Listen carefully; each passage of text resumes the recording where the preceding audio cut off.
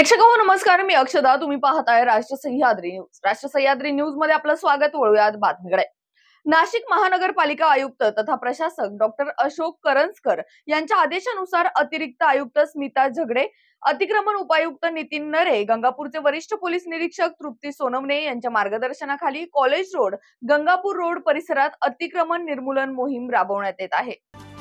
दरम्यान या कारवाईमध्ये कॉलेज रोड परिसरातील पाटील प्लाझा इमारतीवरील हॉटेल व्यावसायिकांनी अनधिकृतपणे टाकलेले पत्र्याचे शेड, वाढीव बांधकामासह बांधलेले कठडे, ओटे अतिक्रमण विभागाने उद्ध्वस्त केले.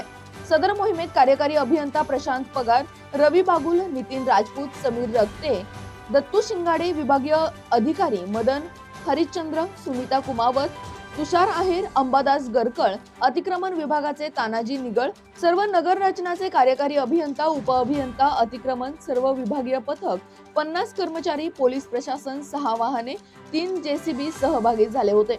अतिक्रमण निर्मूलन मोहीम यापुढेही अशी सुरू राहणार आहे.